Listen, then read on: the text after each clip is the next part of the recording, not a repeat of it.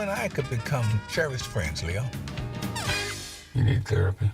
Wow, back up a bit. Weren't these old-timers supposed to hate each other in this new comedy? Let's rewind and start at the beginning, when Tommy Lee Jones wasn't even in the picture, and everything centered around Morgan Freeman. I'm Duke Diver, resident manager of this resort community. Music! Duke. The Duker. The Duke. He's a resident champion of everything around here.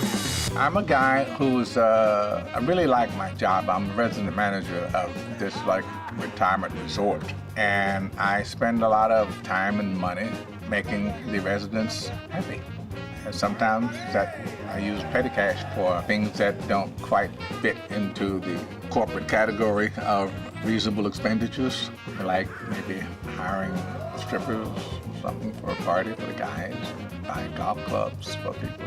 But they're questioning it, so they send this lady down to check on these expenditures and possibly to fire the person who's making them. Yours truly. About the same time she shows up, this sort of adventurer, he shows up, and I decide that I'm gonna have to seduce this woman who's coming to fire me. And he falls in love with her. So we have this conflict over who gets to court her. Did you move to Villa Capri just to piss me off? No, that was just a happy byproduct. You and I, just getting started. Tell me about how I'm supposed to live. I never played golf in my life, but I was sort of getting ready for this movie. I started taking lessons and bought some clubs, and it's a sport that had never had any appeal to me, but I'm getting to learn some things about it, and that's been very enjoyable. This was not an accident. Somebody wants me dead. Leo, you gotta get me the hell out of here. Why would I do that for you? I got a big secret. You wanna hear it? Nope, not really. When you see icons like Morgan and Tommy Lee Jones walk into the room and kind of face off, and they're like, okay, I'm gonna show you a little something. All right, I'm gonna show you a little something. Okay, I'm gonna bring this, I'm gonna bring that. And it's just like Borg and McEnroe. I mean, you have guys at the top of their game. You know, some of the greatest ever, bringing it. I was the star witness against the mob. And you went into witness protection. You can't even do that right. Agree to disagree, babe. The entire film is set at a special resort for retired men and women. Called Villa Capri, the idea of this hotel isn't that far-fetched as you might think.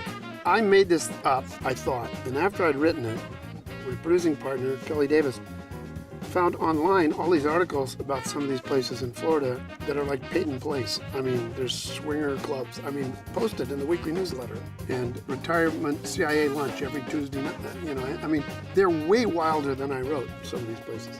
But I thought we're already R-rated because of language, and I just accidentally stumbled onto a world that I didn't know about, and then realized you could go as far as you wanted.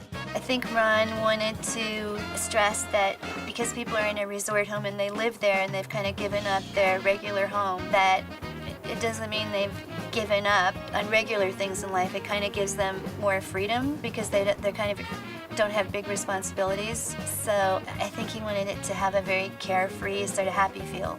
Well, lucky for us, because that's probably the same feeling we'll get when watching this film. Go check it out ASAP, as these guys are just getting started. This is thrilling. Stay calm. Probably just a gasoline leak. So it's an electric car. Did you ever change your appearance? And mess with this? I don't think so. Like what you see? Subscribe to our channel for more exclusive clips.